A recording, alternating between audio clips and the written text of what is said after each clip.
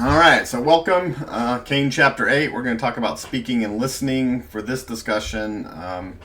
So let's get started. Let me make sure I can do my buttons. All right, so you're probably used to this by now, so let's do some writing of the day. So you're going to stop, think, and write for a few minutes. Set a timer. Let's try 7.5 minutes. Put a little timer on and see if you can write on one or both of these prompts for that long. So here are the prompts. What should classroom discussions look and sound like in your experiences as a middle or high school student? Did those discussions reflect on how you view on how your let's fix this again. We'll just fix on how you view classroom discussions. There we go.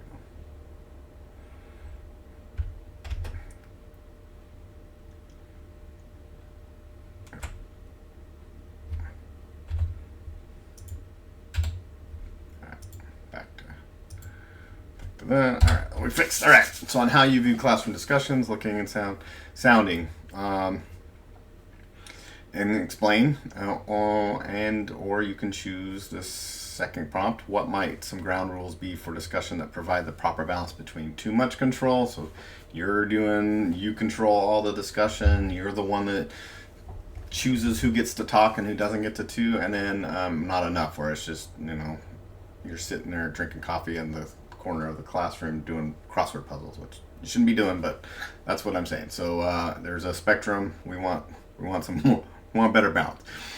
Provide a rationale for how you're going to set up ground rules. Also, when you're thinking about discussion, what will your procedures be for who gets to talk, who doesn't get to talk in a whole class discussion, which are important. I do equity sticks. This was a question that when I was in my graduate program and reading in my bilingual cross-cultural class in California, Cal State LA, my professor, she walked in and one of the things, and I was practicing, she kind of talked about and she asked me, how do you ensure question equity to make sure all students have the opportunity to speak to the class, to speak to others, to the whole class, and everyone should have that opportunity. So from that class, I started using equity sticks, which I call fate sticks, where I have names, and I will pose a question, give students to turn and talk to each other. That way, everyone gets a chance to rehearse what they're going to say, and then I'll randomly pull a name. Sometimes, and then occasionally, there's always one or two students that want to volunteer, which you always want to encourage that. But you also want students that are reluctant to speak out. They need to practice that. Speaking out, talking about these ideas actually moves from working memory into long-term memory. So it's a good thing to do, and every student needs to have the opportunity to do that. So there's my rationale for the rules. You think and write on one or two of these prompts, and let's get to the next slide. So we're going to jigsaw this chapter up. I was like, well, how do I do a jigsaw with an online discussion? So you're going to get rewarded by order of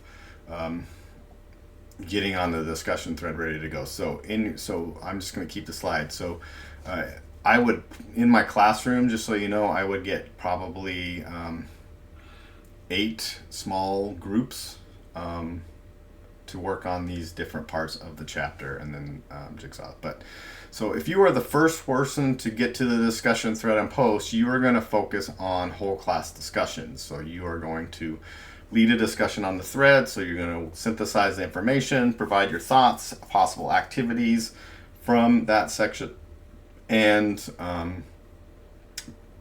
pose a question for that discussion. And then the second person, if you're the second person that pops on the thread to start, you're going to do this with small group discussions, then dramatic performances, and then if you're the 8th person, you're going to do speaking and listening with emergent bilinguals, do your, synthesis, and then once 8 spots are done, then you can go back, and then 9 will do number 1, number 2. So let's do it that way, and then everyone make sure you've read 8 posts, so you get kind of the jigsaw. You'll comment on 2 after, and then you're going to share. We're getting ready to do kind of a role playing at the end of this module, kind of like we're doing a curriculum redesign project with your tech set project. So I'm kind of framing this as that we're teachers and you're preparing kind of leading kind of conversations as we think about how we can do our curriculum redesign. So be prepared to share this like you are going to speak in front of a group of other teachers in a meeting. And then also I want you to do the application activity. So after you've kind of picked your section or you found your section to kind of synthesize and describe from Kane Chapter 8, then I want you to do application activity 8.1, do it, and then you're going to share it to class. And then also you give feedback when you get on the threads, give feedback to your colleagues on this as well. Like, I really like this. Be specific, and I wonder how. An I wonder question is a good frame as well. So yeah, give some feedback on the application like we would at a curriculum, like a curriculum meeting with your fellow teachers. That's how you want to do this. So that's the application. So discussion, pick one of these or where you fall in, pick one, synthesize one of the sections, and then post question, activities, then do activities 8.1, then feedback.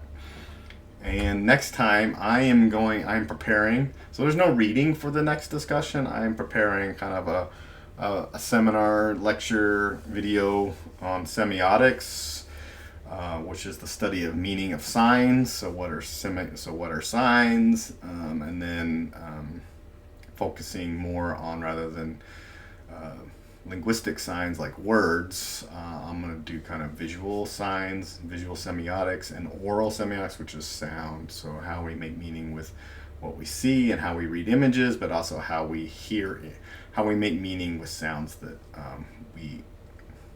we are encountered with. So that's going to be my lecture next time. So no reading, yay for this one. Just you're going to watch a video, and then I'm going to pose some questions, and you get to interact with some of the ideas that I present. So I'll see you on my video on semiotics. Yay! So I'll see you then.